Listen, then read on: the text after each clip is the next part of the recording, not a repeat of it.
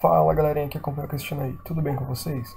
Bom, hoje a gente vai para a nossa última e maior aula, né, a respeito do que são as sinapses e como elas acontecem. E hoje a gente vai falar um pouco sobre um cara-chave para que as sinapses aconteçam e ele é o potencial de ação, ok? Bom, nós já vimos então lá o sistema nervoso central e o sistema nervoso periférico. Nós vimos as membranas celulares e que elas têm proteínas carreadoras e proteínas canal para entrada e saída de íons, e que o potencial de equilíbrio ou de repouso de uma membrana ali, ele vai ser dado pela equação de Nernst, e o potencial ali em repouso de uma membrana ou de uma célula que é permeável por vários íons vai ser dada pela equação de Goldman, né, da GHK lá, que vai dizer que então toda a condutividade, a permeabilidade e o potencial de equilíbrio de cada íon, junto na equação de Goldman, vai dizer que a célula é mais negativa em seu interior do que seu exterior. E hoje nós vamos ver então um pouco sobre esse carinha aqui, o potencial de ação, certo? Vamos lá. Bom, o que é então o potencial de ação e como que vai funcionar essa despolarização da membrana, certo? A despolarização da membrana só vai acontecer por causa do potencial de ação. Então vamos ver como isso vai funcionar. Então a pergunta que não quer calar é: como funciona a despolarização da membrana, certo? Então, para a despolarização acontecer, tem que haver um potencial de ação. Por isso que eu falo que ele é um cara-chave aqui para a sinapse, certo? Mas antes do potencial de ação, alguns outros passos têm que, vamos dizer assim, acontecerem para que o potencial de ação seja gerado. Vamos ver como é que é isso daí. Bom, então, primeiramente a gente tem que falar de potencial graduado, certo? O que é o potencial graduado? O potencial graduado ele vai ser um estímulo que ele vai ser gerado ali, né, no terminal sináptico, e ele vai se prolongar ali ao longo do corpo celular e do axônio, só que ele pode ou não perder força. Tá? E isso pode ou não vai ser a característica-chave para a gente entender como que vai ser gerado o potencial de ação. Então, primeiramente, a gente vai falar sobre o potencial graduado sublimiar, que ele é um estímulo elétrico que ele vai começar com força suficiente ou acima do limiar ali, porém, quando ele chegar na zona de gatilho, que a gente já vai falar o que é a zona de gatilho, ele vai perder força e não vai gerar um potencial de ação, ou seja, ao longo do trajeto que ele fez, ele perdeu força e quando ele chegou ali na zona de gatilho, ele não conseguiu gerar um potencial de ação. Por quê? Os potenciais de ação eles são conhecidos como potenciais de tudo ou nada, certo? Por quê? Ele tem que atingir aqui, então, um limiar por volta de menos 55 milivolts, certo? Para que um potencial de ação ocorra, esse estímulo ele tem que estar ou em ali próximo a menos 55 milivolts ou acima, senão o potencial de ação ele não vai ser gerado. Por isso que ele é um potencial tudo ou nada. Ele só vai ocorrer se ele atingir o seu limiar, certo? Então, quando nós temos um potencial graduado sublimiar, quer dizer o quê? Que a gente teve aqui o estímulo elétrico, né? Que ele veio andando aqui, se dissipando ao longo do corpo celular e do neurônio. E quando ele chegou na zona de gatilho aqui do axônio, que é o local, então, onde ele tem que estar acima do limiar, ele não estava, ele estava abaixo do limiar. Então, ele não gerou um potencial de ação, certo? Então, potencial graduado sublimiar, ele não atinge ali, então, o limiar necessário para que um potencial de ação seja efetuado. Tá? Agora a gente vai conhecer um outro carinha chamado potencial graduado supralimiar. O que é o potencial graduado supralimiar? Ele vai ser também um estímulo elétrico, que ele vai se dissipar aqui ao longo do corpo celular, e quando ele chegar na zona de gatilho, ele ainda vai estar acima aqui, ó, do limiar que nós tínhamos falado anteriormente, certo? Então isso quer dizer o quê?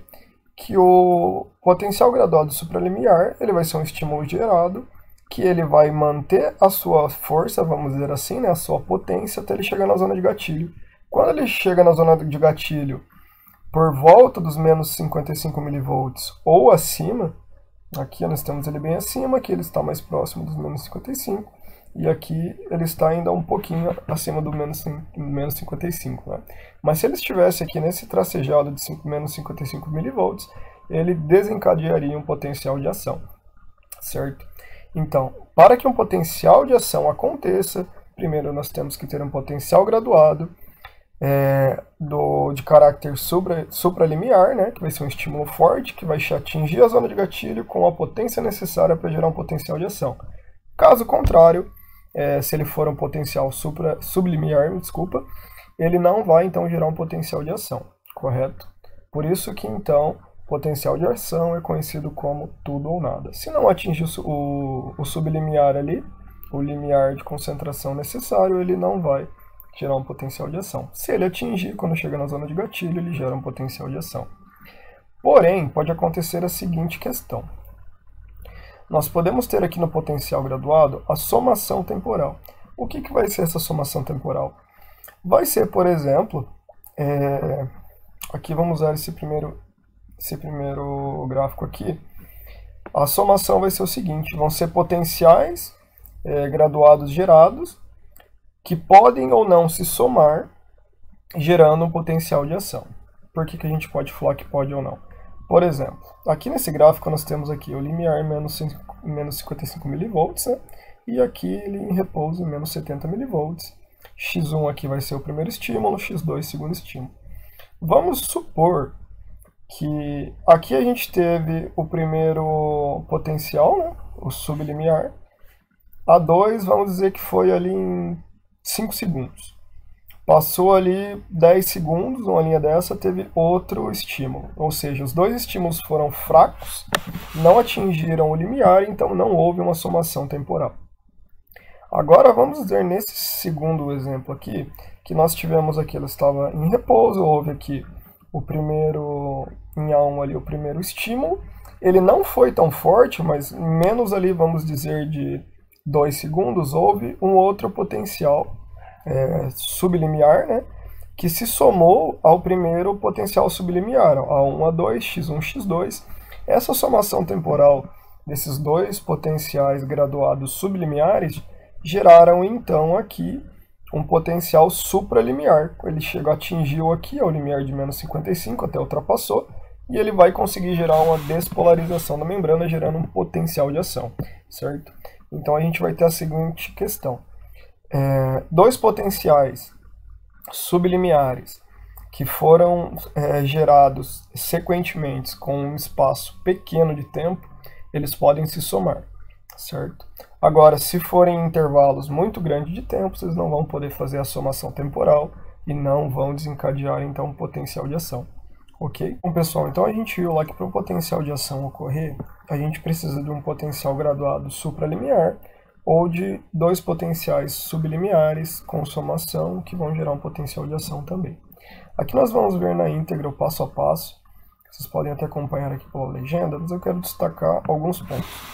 O que vai acontecer do potencial de ação? Então a membrana lá da célula vai estar em repouso, né? Menos 70 mV. A gente vai receber um estímulo ali, despolarizante, que vai levar então aos canais de sódio se abrindo aqui e vai atingir o limiar, ou seja, vai entrar sódio ali pelas proteínas ou carreadoras ou pelos canais vazantes. Ela vai começar a despolarizar, despolarizar, despolarizar, ou seja, ela vai ficando mais positiva, até gerar ali o seu potencial de ação. Após gerar o potencial de ação, os canais de potássio vão começar a se abrir novamente, de sódio fechar, e vai começar a voltar a sua voltagem normal, né? No caso, não a voltagem do repouso. Então os canais de potássio que estavam abertos para entrar mais potássio vão começar a se fechar, né? Para normalizar e não hiperpolarizar a célula. Como a gente está vendo aqui, ela já baixou de menos 70, então ela teve uma hiperpolarização.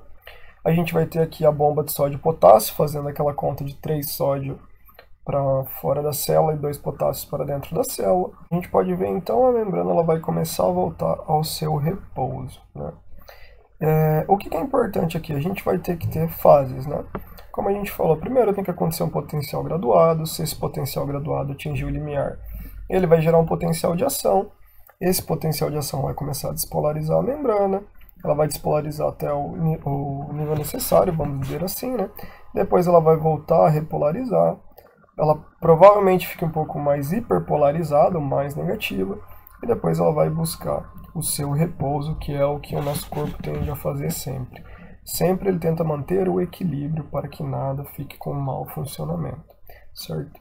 Então aqui a gente já viu um pouco de tudo que a gente abordou até agora, que a gente viu o potencial de equilíbrio, o potencial de membrana, a gente viu os canais vazantes de sódio e de potássio ali, as proteínas carreadoras, como entra e como sai, certo? Agora a gente vai ver então, no geral, como isso vai acontecer.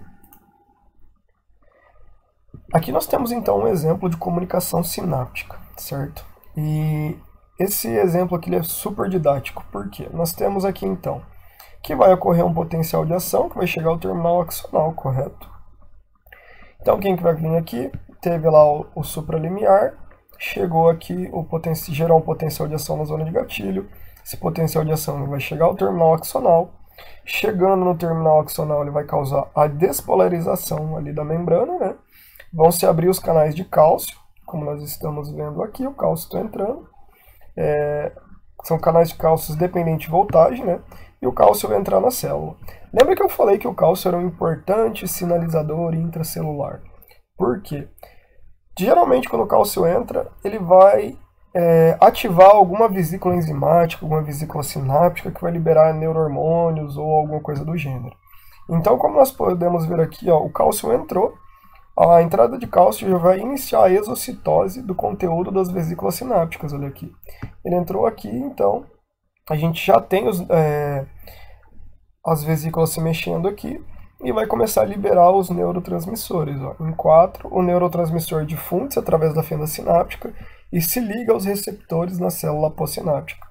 Aqui nós estamos tendo, então, uma sinapse química, ok?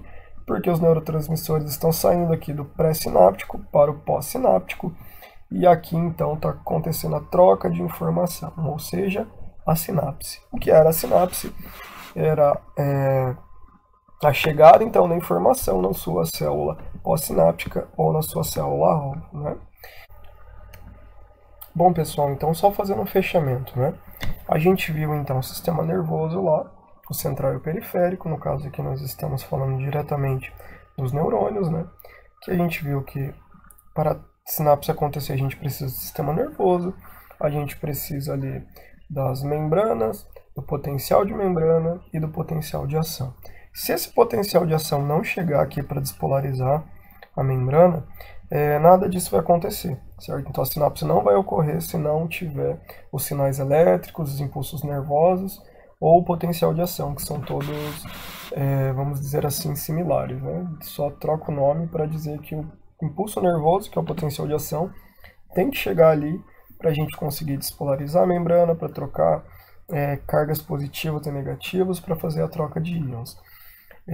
Então, para que a sinapse aconteça, é essencial que o potencial de ação despolarize.